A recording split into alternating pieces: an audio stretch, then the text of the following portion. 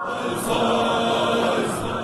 شب بخونم با شروع نوا و کربلا میخوام کربلا میخوام Assalamu alaikum and hello to all the HyderTV audience in Canada. I hope you guys are doing very well. My name is Ashar Zaidi and I'm in Karbala. You can see the shrine of Hazrat Abbas alayhi salam in background. Arbaeen is over, most of the pilgrims have left, and Karbala now is a pretty relaxed place, but still you can see all around a lot of pilgrims are still there and they are here for their religious services, and I'm sure all of them are having a spiritual journey and having a great time. A lot of people are coming to Karbala to experience what Arbaeen is all about, and especially a lot of the foreigners are here. I just came across one very interesting personality and I'd like to introduce you to them. His name is Mr. Maurice Glasman. Sir, how are you doing today? Glasman, I'm very Glasman, well. sorry, I forgot your name. Maurice Glasman. Yeah. Okay, the best part about Mr. Maurice is that he's a journalist from UK and he's also a member of the Parliament. I believe you're a Lord, sir. Is that so? That's right. I'm a member of the House of Lords. Member of the House of Lords. So I'm talking to a parliamentarian right now in Karbala. Indeed, you are outside Hazrat Abbas. Abbas's shrine. Yeah. Okay. So my first question would be, what is a member of the British Parliament doing in Karbala? Well, I heard about the Arbaeen. I heard that all these millions of people came in order to express their love of Hussein, and also that they fed each other along the way, and they gave each other, they shared the water, and they shared hospitality. And I thought that I had to see this. It's an incredible thing. Definitely. So, I mean, just because I'm sure a lot of people would be interested in listening and knowing about your trip. So, when is your first brush with the story of Karbala come into being? How did you initially start to know about it? Well, I've been reading about the Shia religion for a long time, but what really intensified it for me was the fight against Daesh, against ISIS.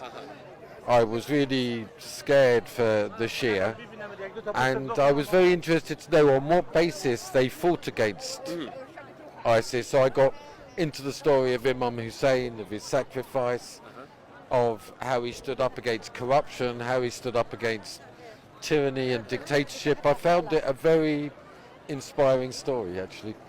That's interesting. So I'm sure you must have read a lot of literature, some books. So would you like to share what actually you read and where does the inspiration come for you?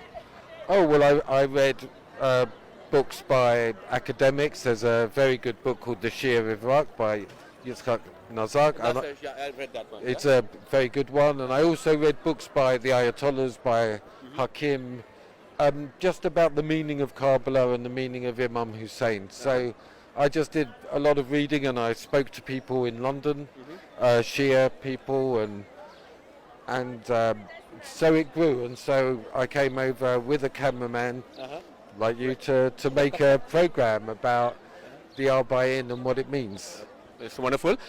Coming to Iraq, I mean, we journalists, we are prone to dangerous places. We don't fear that. But were there any apprehensions or skepticism before coming here?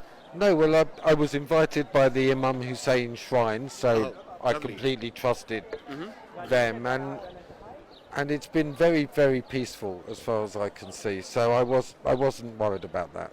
Okay. So did you start your journey from the walk that we call Mashi? Did you experience all that? Tell us something about that. Yeah, so went to Najaf and walked from Najaf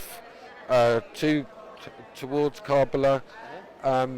And we came last year to do that, and this year we came straight to Karbala. So we went on the road and we met people and met pilgrims, and it's an incredible thing that so many millions of people should just walk. Yeah. Definitely, even for myself, when I came and I saw millions of people, I was like, wow, this is something that the world should know. So what are the few silent things that you have gained from this, and something that you would like to go back and tell your people back in London? Well, I would like to say that there is a notion of justice in the Shia of Iraq, that they've got a notion of justice, that notion of justice is embodied in the life and meaning of Imam Hussein, and that this is expressed through the Arbaeen, and just to tell the reality of the story of the Shia of Iraq and what they believe in.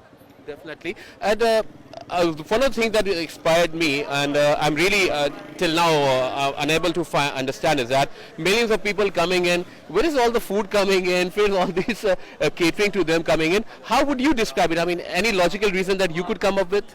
There's no. It's genuinely has all the forms of a genuine pilgrimage. We've asked people.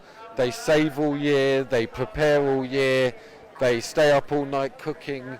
It's an incredible story of an ethical world that can be seen sometimes. That's not just about money and not just about power. It's about serving each other, and I find that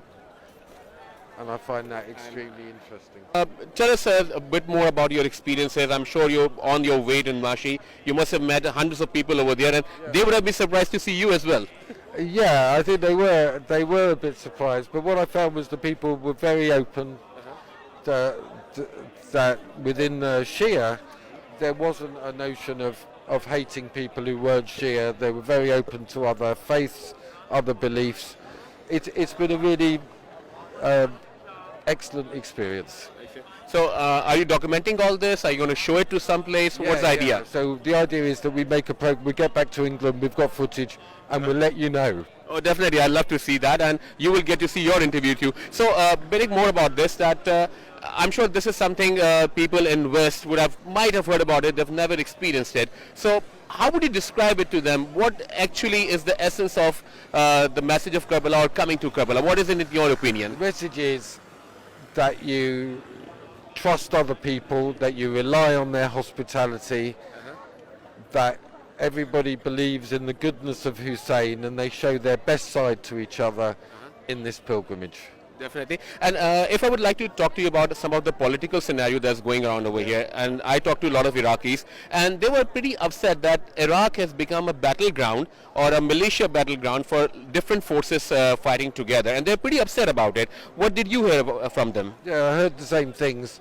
What's interesting about Imam Hussein is this anti-corruption thing. So it gives them the strength now that there's a Shia government to challenge that government if they're corrupt. And there was a very strong idea that they want to be Iraq, they want to be a democracy, and they want to be independent. So it was a bit like Brexit. Definitely on that. And yeah, please. Yeah. You were saying something? Okay. So, I mean, all of the nationalities that you have met over here, I saw people from various countries. What were the nationalities you came across? Oh, we came across people, well, Iran, certainly Azerbaijan, Lebanon. Met people from all those places, but also we met people from England, from Sweden, from Denmark, from all over, and from Pakistan. From Pakistan, yeah. And from Afghanistan. And the people from Pakistan and Afghanistan, some of them were late because of visa problems. So we always have that. So we've met them. So, I mean, a lot of viewers who are watching, they would definitely like to know about your work. So, where we can Google up and find your writings or your videos? Oh, just put my name into Google and you'll find it, and we will let you know when this program comes out. Definitely, we'll wait for that. So, about your journey, just one or two more questions about that. About your journey, and you've been with your cameraman. So, what were the other things apart from the religious thing? Would you have any health issues or something like that? The food here, tell us something about that. Yesterday I got a bit of trouble with my stomach, but I'm absolutely fine, as you can see.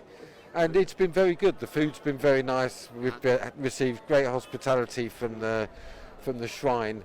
It's been a really marvellous journey, and I would like to thank the Shia people for inspiring me in seeing their sacrifice and their level of service that they give to each other. It's been a really beautiful thing. Okay, Mr. Maurice, you know our Prime Minister Imran Khan, he has been born and bred in UK, and even the lawyers were in Pakistan recent years. Did you ever get to see Imran Khan in his playing games? Any impressions about him? Oh, I saw him play. He was a fantastic bowler, is what I remember. Okay. Fantastic.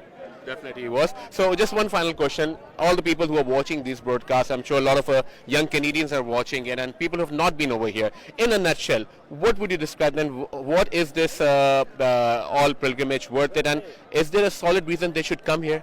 Well, you should see the fact that from Najaf to Karbala you can walk all the way and you'll never see any money. Everybody feeds each other and hosts each other. It's just not about that, and that's the most inspiring thing of all. It was lovely talking to you. Thank you very much. Thank you.